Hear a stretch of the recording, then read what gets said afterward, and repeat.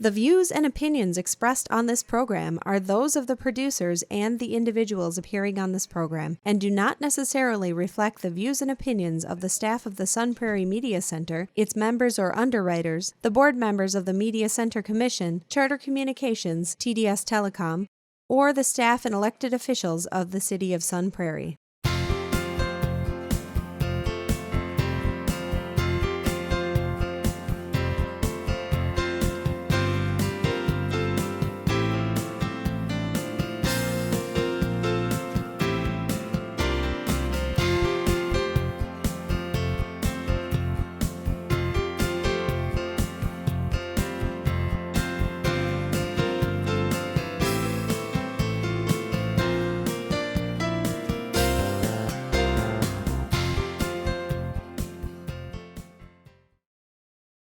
Hello, welcome to Simply Fun Cooking. I'm Rachel Hanson, and I'm really excited to have you guys here today. I am prepping a Mother's Day brunch, so I've got some great recipes for you today. They're simple, they're quick, they're easy, and they're perfect for planning a really nice Mother's Day brunch coming up in a couple weeks. So we're going to start out by making a cinnamon bun apple cobbler. We're going to make a chocolate pull-apart bread and some quick stovetop granola for yogurt parfaits, and maybe finish it off with some fun mimosas. We'll get started with the cinnamon bun apple cobbler. All we're doing is we're starting out with some apples. We've got 4 Granny Smith apples. And we're just going to use the apple wedger. And we're going to use this to wedge the apple and take the core out. Now, a tip with your apple wedger, you don't want to flip it over and push the pieces through with your thumb, because the blades are very sharp, and that's how you cut yourself. So you just push down on the apple, and you pull it up from the top. So after we wedge our apple, we can take the core out. And all we're going to do is we're going to take our apple, and we're going to use our simple slicer. I've got it on the number 3 setting, so we'll get nice big chunks. We just set our apple in there, and we're going to go ahead and slice this right into our batter bowl.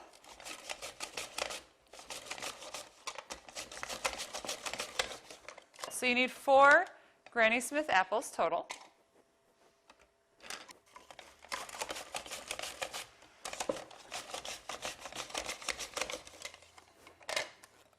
After you have your apples in your batter bowl, we're going to add a few ingredients. We are going to add half of a cup of dried cranberries, half of a cup of sugar, just white granulated sugar, 2 tablespoons of flour, a half of a teaspoon of ground cinnamon, and we're going to add some lemon juice and lemon zest. So we'll start with the zest. We only need about a teaspoon or 2. Not a whole lot. Now, when you use citrus zest in your foods, you're going to get a lot of that flavor from that citrus fruit without adding a lot of the juice. So this is a great way to add flavor to frosting, meringue, any kind of food that you want that nice citrusy lemon flavor, but you don't want to add too much liquid to it. So we'll add some of the zest. But we are going to add some of the juice as well. We only need a couple tablespoons of the juice. So we'll go ahead and juice this lemon.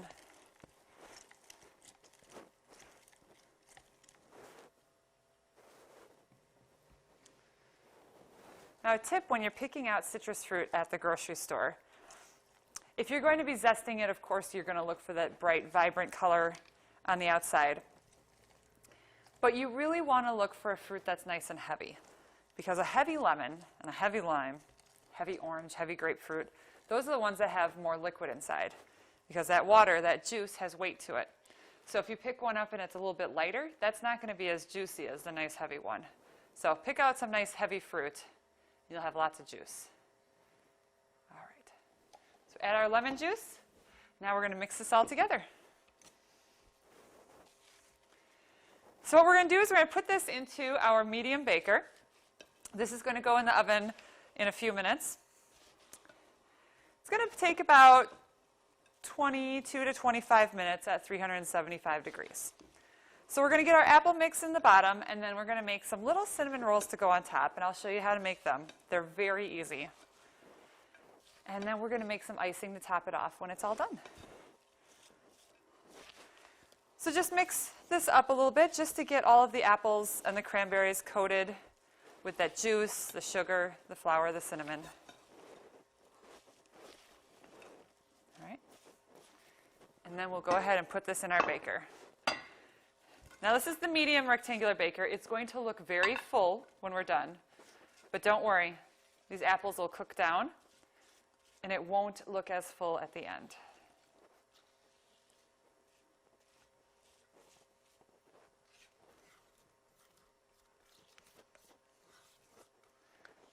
All right. So there is the apple part. And let's get our cinnamon rolls made. So we're going to start out with just a roll of crescent rolls. Pre-made dough from the grocery store works great. Now they do make those full sheets, so you can get a whole sheet that doesn't have the perforated lines for the crescent rolls, and that works really well. And I will show you how to do this with regular crescent rolls if that's all you have. Roll this out. So you can see all the perforations from where we would pull this apart if we were making crescent rolls. All right. And all we need to do is just kind of pinch these together a little bit. And this will seal them. And it doesn't need to be perfect, because once we roll this up and cut it and bake it, it'll be totally fine. So you don't have to worry about it being perfect at all. This is a really great recipe that the kids can help make because it is so simple, so easy, and so delicious. All right, I'm just rolling this out just a little bit, just to kind of flatten our dough.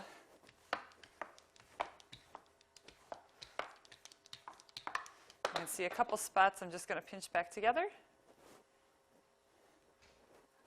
All right.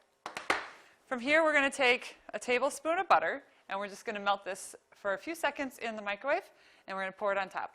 All right, so after you melt your butter, we're just going to spread it over our crescent rolls.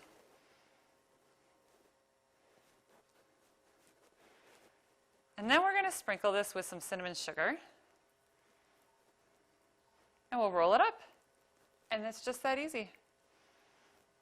So when you make your cinnamon sugar, it's about 3 tablespoons of sugar to about a teaspoon of ground cinnamon. So definitely more sugar than cinnamon. But of course, you can do any ratio you like. If you like more sugar, more cinnamon, it is your recipe. So we're just going to sprinkle some on. And I just always keep some ready in my flour sugar shaker. It's perfect for toast, bagels, French toast. It comes in very handy.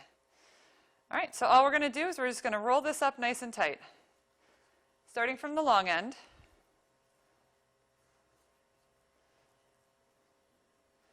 Let's kind of get it going. Roll your fingers back and forth and roll it up into a long tube.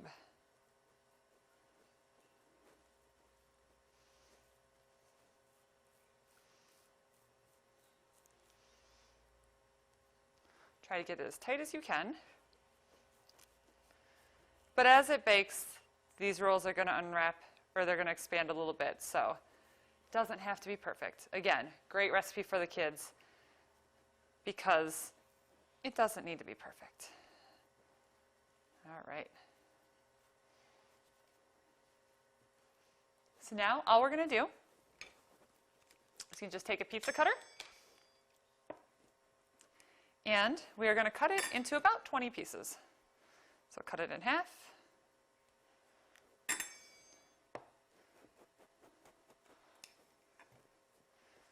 Cut it in half again. And now we'll cut these into about 5.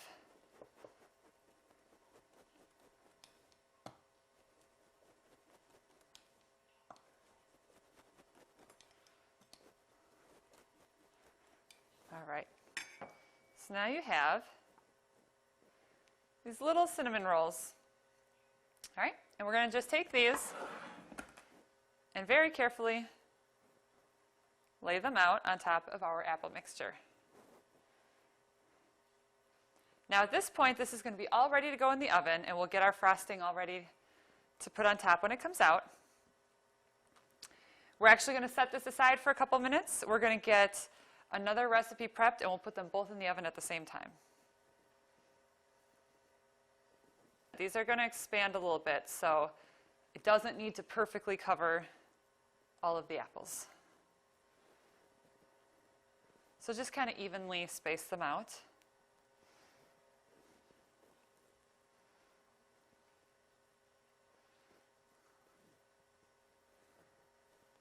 So at this point, this is ready to go in the oven. Like I said, we're just going to set this aside for a few minutes. We're going to get our icing ready, so that's all set aside and ready to go. And all we have for the icing is 1/2 cup of powdered sugar. We're going to add just a little bit of milk, about a tablespoon or 2 at a time. And then we mix it together. This is going to be a nice thick icing, but you definitely want to add your milk slowly and do a lot of mixing, because you can always add more milk. If you go too far, you're going to need a lot of powdered sugar to make up for it.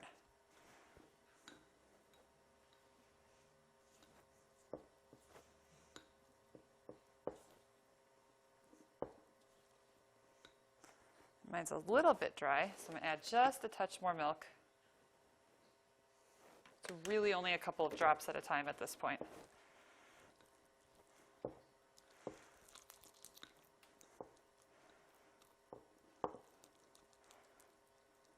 There. See what a difference just a couple drops makes. And now we have a nice thick icing. All right, we're going to set this aside until our cinnamon bun apple cobbler is ready, and then we'll drizzle this on top.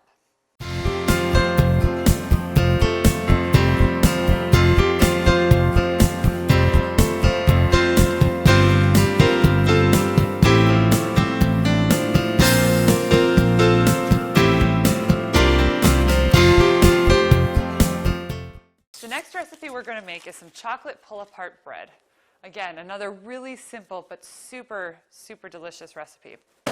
We're starting with a couple of containers of buttermilk biscuits. And we're going to just cut these up into quarters. We're going to coat them with some sugar and some cocoa powder. And then we're going to bake them in our fluted cake pan. So we're just going to take these, kind of stack them up, just kind of cut them into quarters. Doesn't have to be perfect. And we're going to throw these in the batter bowl. Just kind of pull them apart as you toss them in.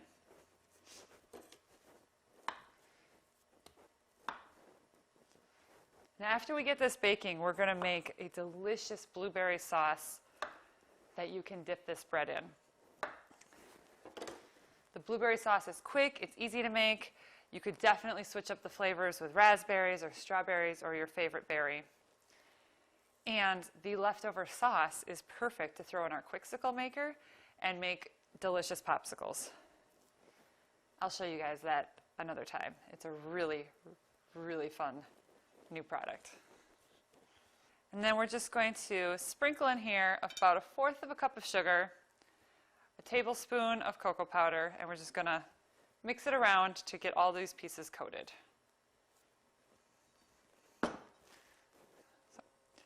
Sugar and cocoa powder.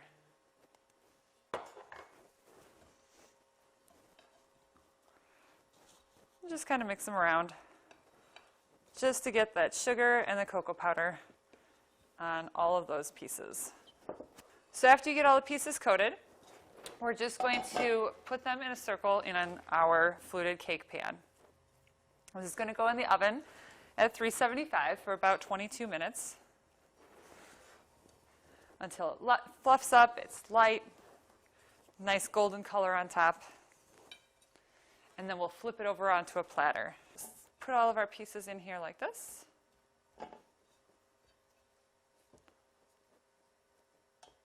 If you get a couple that need a little more coating, there's a little bit sitting at the bottom, so we can get those coated in just a minute here.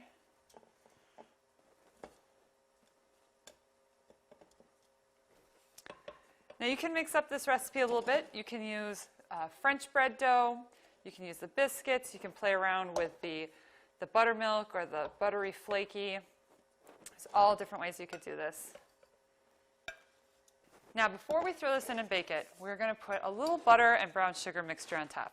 So we have a stick of butter, 1/4 of a cup of brown sugar.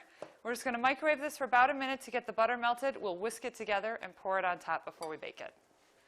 All right, so after you have your butter melted, we're just going to whisk this together, the butter and the brown sugar.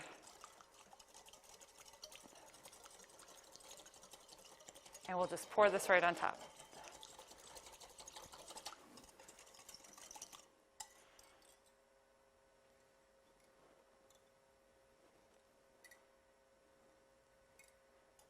So now we're going to take our pull-apart bread and our cinnamon bun apple cobbler. We're going to throw those in the oven, 375 for about 21 to 25 minutes, somewhere in there, until everything is golden brown and ready to go. To go with our chocolate pull-apart bread, we are going to make a delicious blueberry sauce that we can dip our bread in. So we're going to start with our rock crock on the stovetop, and we are going to take 4 cups of blueberries. Now you can use frozen blueberries or fresh. I've got frozen here today. So 4 cups of blueberries. Now if you are using fresh blueberries, you're going to want to add 1/4 of a cup of water. We don't need to add that today with our frozen blueberries. And we're going to heat these up. We're going to bring this to a simmer. We've got our blueberries, and then we have some sugar. About 1/4 of a cup of sugar in with our blueberries. So we're going to heat this up, we're going to bring it to a simmer, and we're going to chop up all of our blueberries. And then we are going to slowly add in some half and half. We're actually going to temper it, and I'll show you how to do that in a few minutes. We're going to temper our half and half, put it in here, and it's going to make this nice, creamy, decadent blueberry sauce. And like I said, you could make this with any kind of berries you'd like. You could use some mixed berries, raspberries, strawberries, blackberries, anything that you and Mom would like. All right, as you're bringing your blueberries up to a simmer, we're just going to use the mix and chop and start chopping them up. Now the sauce is not going to be perfectly smooth. There are going to be some chunks of blueberry in there. But by breaking these up, we are going to release some more of those juices and make it more sauce-like versus just blueberries.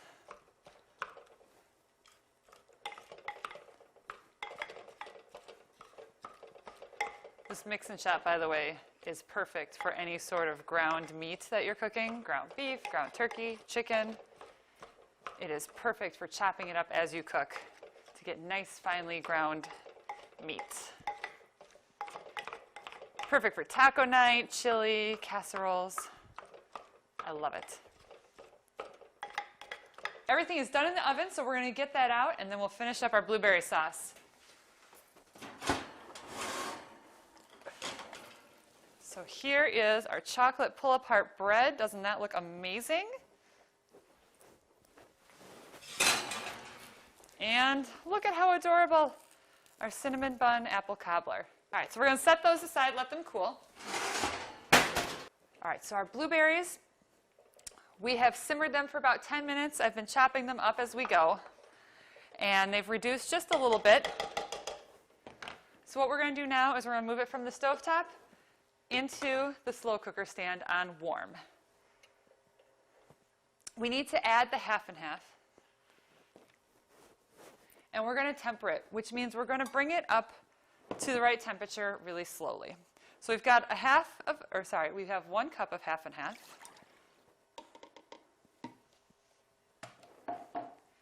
And then just a tablespoon at a time, we're going to scoop some of our blueberries in and whisk it together.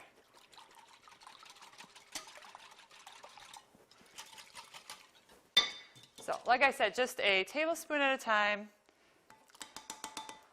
We'll end up doing about 8 tablespoons, so about a half a cup of the blueberries all together, just until this is warm.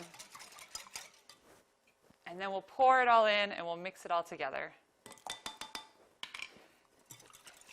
And then we'll leave the sauce right in the slow cooker stand. It'll keep it nice and warm, so that when we dip our bread in, we've got that nice warm blueberry sauce. Our half and half, I can feel it's no longer cold. So now we can mix it in with the rest of our sauce.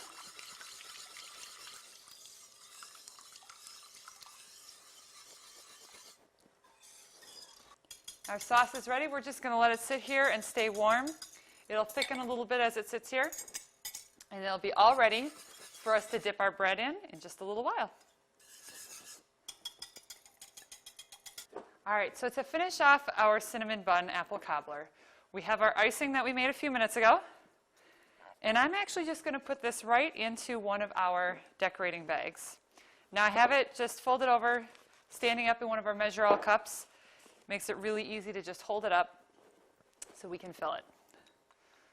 So I have the small bag. It just has the small tip on there. The writing tip is actually what they call it. But it's going to be perfect for drizzling our icing. And then it's super easy because you can just lift up the bag and twist. And then we're just going to drizzle our icing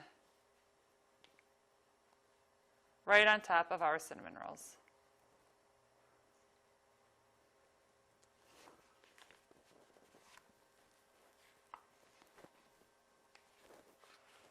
All right, so we have our cinnamon bun apple cobbler all ready.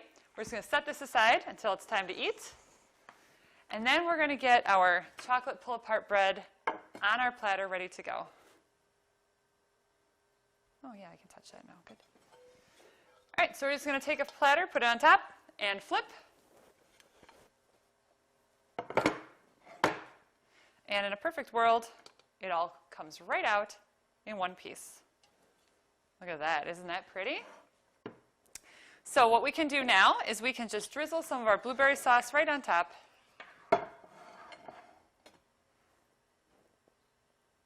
And it'll be all ready to go. So we'll drizzle a little bit on here, just to make it look pretty, but then we'll have the rest of it staying warm that we can dip into. Now when it's time to serve our pull-apart bread, we actually have brand new fondue sticks from Pampered Chef that you can use. So you can get a set of 4 of these, and they're all ready to go. What's really fun about them is that the tops are interchangeable, so they turn into marshmallow sticks for the summer as well. So super versatile. We've got the fondue one all ready to go. It's perfect for pulling apart your bread and serving and eating.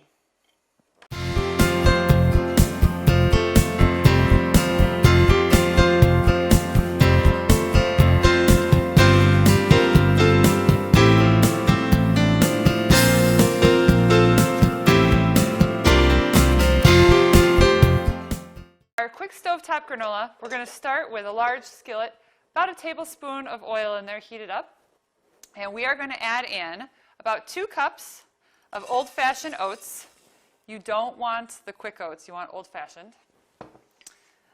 About half of a cup of coconut, and about 1/3 of a cup of chopped pecans. What we're going to do here is we're just going to cook this up a little bit. Just kind of get our coconut toasted and those oats toasted a bit. All right, so this just takes a couple minutes just until it starts becoming fragrant. You're going to see the coconut maybe brown up a little bit, but you're really going to be able to smell that coconut as it toasts. All right, after about 3 to 5 minutes, 5 to 6 minutes maybe, you get that oatmeal starting to toast up a little bit. All right, so now what we're going to do is we're going to set this aside on our sheet pan.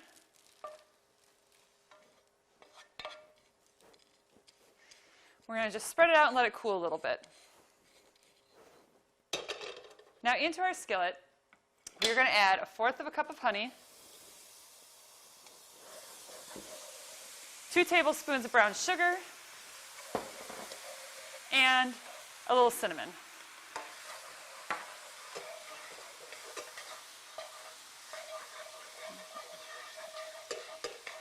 We're just going to melt this down a little bit. We just want it nice and bubbly and all mixed together, which we have. And now we're going to add our granola mixture right back in, our oatmeal mix.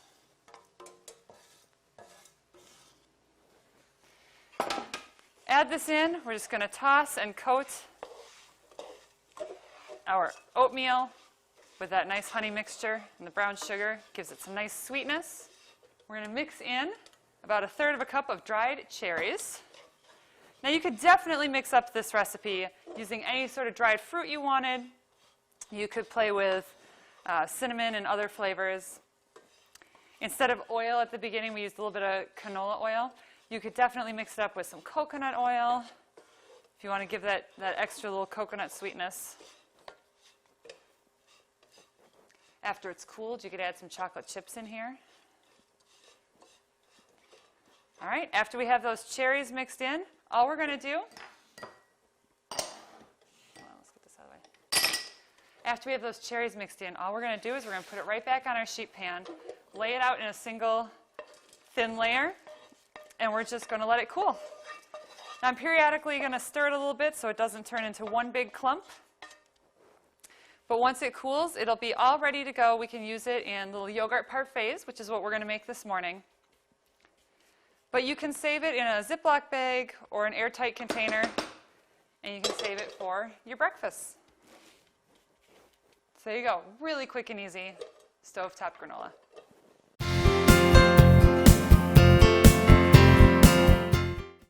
All right, so now that our granola is cooled down, we are ready to plate up our Mother's Day brunch. So we'll start over here with our cinnamon bun apple cobbler.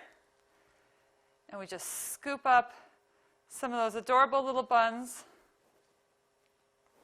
Make sure you get those apples in there and the cranberries. Right? And we have our pull-apart bread. All right, so we can just pull this apart. We've got some extra blueberry sauce. So this is perfect. Just use your fondue stick. You just pull the pieces off. You can dip them in and have some extra blueberry sauce right on there. And with our granola, we are going to make a little yogurt parfait. Now these are super cute to serve in a little mason jar. And another great tip, you could definitely make up some of these little yogurt parfaits and keep them in your fridge. Grab and go really quick breakfast in the morning. So a little bit of yogurt, a little bit of our granola. Now, no Mother's Day brunch is complete without some mimosas. The wine and champagne chiller will keep your champagne nice and chilled until it is time to serve or get a refill. And for those of you who do not like the pop of opening a champagne bottle, we do have our champagne bottle opener. Just take the foil off, put the top on, then you can go ahead and untwist your foil. Just hold on to the top and lift. Pop. No flying corks. There's a magnet in the top, so it holds on to it right there for you. All right. So some champagne. A little bit of fresh orange juice.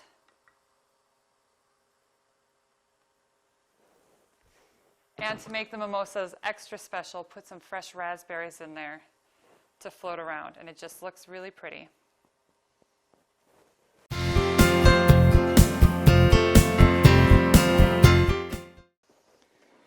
So there we have it. Mother's Day brunch all ready to go. Some simple, easy recipes that anybody can make for that special mom in your life. We've got our cinnamon bun apple cobbler, the chocolate pull-apart bread with blueberry sauce, and our quick stovetop granola. Thank you so much for joining me today. If you'd like these recipes and more, you can visit pamperedchef.com. You can search for me, Rachel Hanson, or your local Pampered Chef consultant. And I want to give a thank you to the Sunshine Supper for letting us use their amazing kitchen. For those of you local in Sun Prairie, definitely come out on a Monday night for a free meal. Thank you so much for joining us.